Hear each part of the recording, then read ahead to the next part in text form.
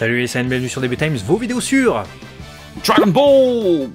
On est content de vous retrouver parce que il y a une annonce de ouf, mais qui concerne pas Dragon Ball. Là vous vous dites, mais on est sur une chaîne Dragon Ball, reprends-toi, qu'est-ce que tu fais? Ben oui, mais justement, on est sur une chaîne Dragon Ball et c'est pour ça qu'on va discuter un peu de l'avenir de Dragon Ball, et notamment de la possibilité d'un reboot. Vous savez que ça fait plusieurs années que sur beaucoup de lives, je rabâche, il va y avoir un reboot, vous allez voir, il va y avoir un reboot, il va y avoir un reboot, parce que j'y crois fermement et je pense qu'ils sont sur la bonne voie. Il y a Dragon Ball Daima, vous n'êtes pas sans savoir. Alors peut-être qu'il y en a qui n'ont pas suivi l'actualité de Dragon Ball depuis peut-être 6 mois ou un truc comme ça, qui tombent tout à fait par hasard sur cette vidéo, donc on va un peu récapituler les infos, à commencer par Daima, et ensuite on vous parlera du reboot de Dragon Ball, de l'implication que le reboot de One Piece peut avoir aussi. C'est ça, tu l'as dit, une grosse annonce, c'est donc le reboot de One Piece. On a fait une vidéo sur la chaîne Léo et Max qu'on vous invite à aller voir pour vraiment, si vous êtes fan de One Piece aussi, parce que vous pouvez aimer One Piece en plus que Dragon Ball, vous allez avoir tous les tenants et les aboutissants. Le sujet, comme tu dis, effectivement, on a eu l'annonce de donc Dragon Ball Daima, nouvelle animée qui sortira du coup en automne 2024, dont le concept lié au trailer, vous pouvez le retrouver très certainement dans la description, c'est de ce qu'on a découvert, un rajeunissement, voilà, en tout cas visuel de nos héros qui vont vivre de nouvelles aventures dans des nouveaux lieux. Voilà, vraiment une toute nouvelle animée, tout nouvel animé basé sur Dragon Ball. Donc ça, on s'était dit, ah super, génial. Mais ça n'enlève pas la possibilité de voir un remake Dragon Ball, c'est-à-dire repartir du premier épisode, du premier tome du manga dans son adaptation et d'en faire un remake, hein, comme beaucoup d'animés longs aujourd'hui. C'est souvent lié à des dates anniversaires, hein. Et là, vous n'êtes pas sans savoir que 2024, ce sera donc les 40 ans du manga Dragon Ball. Donc on s'attendait à ce que la Jump Festa puisse éventuellement nous teaser ça. Un retour, voilà, pour 2026, peut-être, tu vois, le temps qu'on avance sur Daima et en même temps qu'on prépare le remake, on sera pour les 40 ans de l'animé cette fois-ci, remake de l'animé, blablabla, bref, tout était possible. Et je te rejoins tout à fait sur cette possibilité, le fait que je crois à fond à un remake. Vlati pas que la Jump Festa se termine et vlati pas qu'on nous dit ouais, remake de One Piece. Frère, One Piece, je m'abuse, c'est pas fini encore One Piece. Pourquoi tu me fais un remake d'un truc, c'est pas fini encore? Donc voilà, bref, allez voir vraiment la vidéo en détail de fou. On a fait un live pour parler de ça parce que ça a énormément de conséquences. Mais là, on est sur les conséquences potentielles et sur ce remake Dragon Ball. Et on a envie de revenir sur ça parce que clairement, ça apporte et ça enlève beaucoup de choses. L'heure est grave. Énormément. Bah, vous allez voir, puisque ce qu'il faut vous partager aussi comme information, c'est que là, sur One Piece, on est sur un remake, d'accord, mais même pas par le même studio d'animation. Donc, One Piece comme Dragon Ball a le même éditeur pour le manga, Shueisha. One Piece comme Dragon Ball a le même studio d'animation pour son adaptation animée, Toei Animation, depuis on va dire les débuts, on va pas compter la première OAV One Piece, mais pour tout ce qui est la série animée, tous les films, tout ce qui est sorti, hein, et même toutes les productions d'animation de One Piece, même pour des trucs extra, jeux vidéo, tout ça, c'est Toei Animation qui s'en charge. Bah là, ça sera pas le cas. Pour l'animé anniversaire des 25 ans de One Piece, ça sera Wit Studio, le premier studio d'animation qu'a eu Shingeki no Kyojin et qui fait en ce moment Spy Family notamment, qui se chargera de cette adaptation. C'est un grand retentissement, c'est une première un peu. Ça sera diffusé sur Netflix. Est-ce que ça peut pas justement influencer d'autres mangaka, d'autres éditeurs, voire même Shueisha eux-mêmes, hein, avec leurs autres œuvres, de revoir un peu les contrats, etc. Et est-ce que ça peut pas, pour une fois, alors que ça c'est très certainement que très rarement fait, hein, sauf en cas de conflit, aiguiller des réadaptations avec d'autres studios d'animation? On pourrait imaginer du coup Dragon Ball, non pas avec Toei Animation, mais carrément avec un autre studio, un truc inimaginable avant cette annonce. En vrai, c'est inimaginable. Toei Animation, c'est le partenaire de Dragon Ball, de Shueisha en tout cas, depuis 1986, même 1985, quand ils ont commencé à négocier les droits et qu'ils ont eu les droits d'adaptation, qu'ils ont commencé la production. En 86, début d'année 86 c'est sorti, vous imaginez bien qu'il ne faut pas un mois pour produire un animé, il faut un peu plus. Donc franchement, ça remet tout en perspective et on peut imaginer absolument tout pour Dragon Ball maintenant. Et Toei Animation est pas mal déstabilisé aussi, hein, par cette information. Tu m'étonnes parce que quoi qu'on en dise, on prend pour exemple du coup ce qui se passe avec One Piece, mais c'est quand même un affront, hein, que Toei Animation a reçu. Parce qu'imaginez l'auteur d'une œuvre qui a signé depuis 25 ans maintenant un contrat avec Toei Animation qui avait le monopole de l'adaptation animée One Piece et qui du jour au lendemain se retrouve à devoir partager son gâteau avec Wit Studio et Netflix. C'est incroyable. Donc est-ce que, comme tu l'as dit, c'est une amorce pour d'autres choses? Est-ce qu'on est obligé, enfin obligé c'est pas le terme, mais est-ce qu'on entrevoit du coup une évolution des mœurs 40 ans après, là 25 ans pour One Piece, en mode bon bah maintenant c'est plus comme avant, on n'est plus marié à vie avec un seul studio. Et ce qui s'est passé avec One Piece, bah effectivement, ça peut se passer avec d'autres choses. Mais donc du coup, ça veut dire que nous qui avions à un moment donné imaginé comment ça pouvait rentrer dans un planning, on se disait ouais maintenant là ils sont affairés avec Wano, on a du coup le réalisateur qui était celui que Nagamine qui s'était occupé du coup du tournoi du pouvoir, là il est affairé sur Wano Kuni, il peut pas être sur Dragon Ball Super, donc peut-être que la suite elle peut pas revenir. Mais du coup le remake, comment ils vont le faire s'ils font pas en CGI, qui est une autre team, qui veulent vraiment revenir à la source animation comme on l'a vu avec Daima. Il faut qu'ils puissent avoir le temps alloué aussi à faire tout ça. Mais là, c'est pas trop possible parce qu'ils étaient sur ça. On a eu beaucoup de réflexions à un moment donné. On se dit, ouais, mais là, il y avait Dino Daiboken et tout. Mais si maintenant, les partenariats, les crosses comme ça de studios d'animation sont possibles, bah là, il n'y a rien qui arrête Toei Animation de faire un Toei Animation cross Mappa et ils nous font le remake de Dragon Ball. Enfin, c'est... Alors, c'est bien. Et en même temps, ça veut dire... beaucoup de changements visuels, auditifs, parce que toute la bande sonore, hein, les bruitages, etc., si vous faites un remake chez Toei, ils vont certainement garder une partie de la bande son. Là, ça aussi, ça peut changer. Là, ça peut changer beaucoup de choses. Mais ça peut rendre beaucoup plus possible. Ça peut changer beaucoup de choses, mais pour ce qui est de One Piece, il y a une bonne nouvelle, c'est qu'ils vont très certainement reprendre le casting d'origine de la première série animée. Et ça, c'est aussi une des questions très certainement centrales que se pose Toei Animation pour faire un remake Dragon Ball. Je suis sûr qu'ils y ont pensé, là, ils partent sur Daima comme par hasard. C'est un peu aiguillé, c'est un peu vu par certains fans comme un DBGT 2.0 avec le rajeunissement.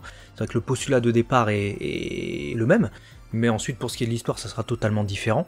On peut imaginer aussi qu'il profite d'avoir un Goku jeune, enfant, pour qu'il gagne et glane de la popularité auprès des spectateurs, pour habituer le spectateur, pour ensuite proposer un reboot avec une adaptation du manga, les 42 tomes de Dragon Ball, les 519 plus 1 chapitre bonus de DB, donc de Goku enfant qui rencontre Bulma, jusqu'à Goku qui part avec Oob, le vrai Dragon Ball, hein, ce que beaucoup attendent. Et on peut même imaginer que seuls des auteurs qui ont un poids suffisant peuvent influer comme l'ont fait Oda. Parce qu'Oda, c'est un peu le maître c'est le roi du pétrole. Hein. C'est peut-être pour ça que lui, il dit « Bah non, bah One Piece c'est mon manga, c'est moi qui ai les décisions finales. Il se trouve que c'est le manga actuellement le plus vendu dans le monde en nombre de tomes. C'est partout, c'est un carton mondial, même la série Netflix c'est un gros carton, la série live hein, du coup. Bah écoutez, si je veux prendre un autre studio d'animation pour réadapter le début de mon histoire, bah je fais ce que je veux. » Toriyama, c'est le seul mangaka que je connais à l'heure actuelle qui a ce pouvoir. Donc, est-ce que ça peut pas influencer Shueisha? Est-ce que ça peut pas... Moi, j'aimerais trop que ça bouleverse un peu tout ça, l'équilibre, et que Toriyama se bouge. Toriyama Sensei, on vous aime, mais on vous aime pour ce que vous avez fait de Dragon Ball à la base, ce manga magnifique qu'on aime tous et c'est pour ça qu'on est réunis sur cette chaîne. On veut que ça se bouge un peu et que Toriyama confie un peu moins facilement les rênes aux ayants droit et qu'ils soient un peu plus regardants. Et que s'il doit y avoir un reboot, bah, si c'est Toei, bah, que Toei mette le meilleur de ce qu'ils peuvent faire hein, de toute manière. D'autant plus, on l'a vu, ils sont capables. Hein. Avec l'introduction de Super Hero, là c'était un truc de dingue. On a vu des animations récentes, c'était aussi vraiment très qualitatif. Quel que soit le studio, on veut un reboot de qualité, surtout que nous ça fait 40 ans que Dragon Ball existe, certes, mais ça fait depuis 1996 que, on va dire, le scénario du manga est terminé en animé. On n'a toujours pas de reboot. One Piece, c'est même pas terminé, il y a un reboot. Alors est-ce que on peut pas prendre ça de manière positive? Moi je suis pour prendre ça de manière positive et se dire, bah écoutez, plus le reboot tarde, plus justement on va avancer dans les techniques et la technologie, plus justement ça risque d'être qualitatif. Et donc bah, sur ça je suis très heureux. Mais quel sera justement le parti pris? Est-ce qu'on va partir sur un autre studio? Est-ce qu'on va rester chez Toei? Ou alors est-ce que bah on va pas louper les 40 ans de Dragon Ball aussi? Est-ce que One Piece va pas nous rafler la mise en 2024 alors que c'était nos 40 ans là hein? Ouais, bah, c'est bien parti pour, j'ai envie de dire, mais je pense qu'il y a deux chemins. Toei Animation doit être en train de digérer encore, je pense, l'annonce. Et ça peut avoir un double effet, c'est-à-dire soit ils sont très frustrés de ce départ et de cette perte de monopole pour One Piece, et du coup ils vont vouloir se recentrer sur d'autres choses et pas se dire non mais attends, si on mise tout sur One Piece là, on est en train d'avoir la preuve qu'on peut tout perdre, donc il faut pas qu'on mette nos œufs dans le même panier. Et ça peut précipiter aussi une décision de dire bon, avant qu'on se fasse avoir pour Dragon Ball, on va précipiter l'annonce du remake, on va cristalliser tout de suite le truc, parce que si demain Toriyama, qui, t'as tout à fait raison, a le même pouvoir potentiel qu'Oda aujourd'hui, nous dit ah ben moi je prends Mappa, c'est bon, on est mort, hein. On a perdu nos deux remakes, nos deux illustres remakes. Donc ça peut aussi précipiter Toei vers une décision de le faire, pour éviter de perdre le bateau. Ça peut aussi, comme tu l'as dit, précipiter le débat de qui va adapter ça. En tout cas, ça doit être forcément dans les petits papiers, dans l'inconscient ou la conscience collective, parce que si toutes les petites et grandes œuvres actuelles qui jouissent d'une certaine nostalgie et d'une certaine popularité ont leur remake, ne va pas me dire que Dragon Ball ne fait pas partie des échanges et des idées actuelles. C'est impossible pour moi, en tout cas, c'est même inconcevable. Mais tu parlais aussi de on veut la meilleure qualité. Si on prend ce que Toei, en tout cas les rumeurs disent que l'animation du nouvel arc One Piece, parce que là on va pas vous spoiler, mais on est en train d'adapter un nouvel arc, ceux qui savent ça, et sinon les autres vous l'apprenez, ils disent qu'ils veulent revenir à une animation plus traditionnelle, ce qui veut sur papier rien dire, mais est-ce que ça veut dire qu'ils veulent moins envoyer le pâté, moins envoyer la sauce comme ils l'ont fait pour Wano Kuni? C'était quelque chose de ouf en termes d'animation. Et auquel cas, est-ce que ça veut dire qu'ils se réservent aussi leurs meilleurs talents pour d'autres contrées? Et auquel cas, est-ce que ça peut bénéficier à Dragon Ball si c'est Toei qui s'occupe de ce remake? Oui. Tu vois, Alors pour moi, ça peut bénéficier à Dragon Ball dans l'immédiat, d'autant plus que, rappelle-toi, là on a eu une animation de fou pour Wano, donc Wano c'était le dernier arc en date de One Piece, on entre dans un nouvel arc, il y a ce que t'as dit, mais en plus de ça, il y a un animé parallèle pour Dragon Ball qui est Super Dragon Ball Heroes, qui est character designé par Tadayoshi Yamamuro, mais animé normalement par des animateurs 2D, sauf que là, depuis quelques mois, et on vient d'avoir la confirmation avec l'épisode 2 qui est sorti à l'occasion de la Dium Festa, et ben on part sur de la CGI, full CGI pour les épisodes promotionnels, CG movie ils appellent ça, de Super DBH avec Majin Zotto, c'est dommage, Majin Zotto méchant emblématique de Dragon Ball Z versus sur arcade, n'aura pas droit à son adaptation en animation 2D. Mais est-ce qu'on peut pas prendre ça justement aussi pour le positif que ça peut apporter, libérer les animateurs 2D qui seront très certainement sur Dragon Ball Daima. Moi je suis sûr et certain que là, la Dragon Ball Room, Toei Animation, tout est organisé pour que ça bosse sur Daima. On sait que Daima ça bosse sur cette série depuis 1 an déjà. Donc là je suis sûr et certain qu'ils ont libéré pas mal d'animateurs pour pouvoir travailler dessus. Donc Daima on risque d'avoir de la qualité. Le remake pour moi c'est pas encore tout de suite, mais si ça peut donner des idées, et peut-être que cette méthode de travail se simplifie la tâche sur certains projets annexes et plus secondaires comme SDBH pour prioriser vraiment la main série, la série principale Dragon Ball qui sera diffusée. Si ça porte ses fruits, peut-être que ça peut donner des idées pour un éventuel remake après. Et auquel cas, ouais. Bah je dirais rien. Hein. Je préfère prioriser un truc comme ça plutôt que SDBH. SDBH c'est bien, mais c'est à côté quoi. Ouais, non, faut que ce soit les vraies adaptations animées qui en jouissent. Hein. Donc Daima, et pourquoi pas une suite.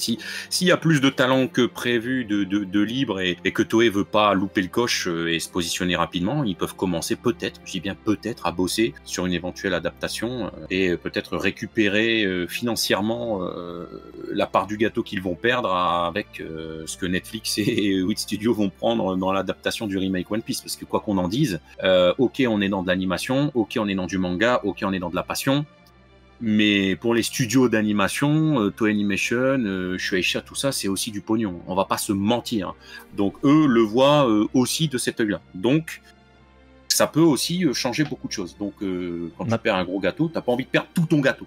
Ouais, ma petite théorie, c'est que justement, tu vois, pour les 40 ans du manga Dragon Ball, on aura donc Dragon Ball Daima, donc qui va débuter en automne. Ça peut prendre plusieurs mois de diffusion, on ne sait pas encore combien d'épisodes il y aura exactement, pour le moment ça n'a pas été communiqué officiellement. Il y a des théories évidemment. Mais imaginons, bon, ça s'étale jusque 2025. Ma théorie, c'est que justement, grosse production un an auparavant, et que pour l'anniversaire de l'animé Dragon Ball, donc 1986, donc les 40 ans seront en 2026, on est un remake de l'animé. Donc c'est-à-dire dans 2 ans.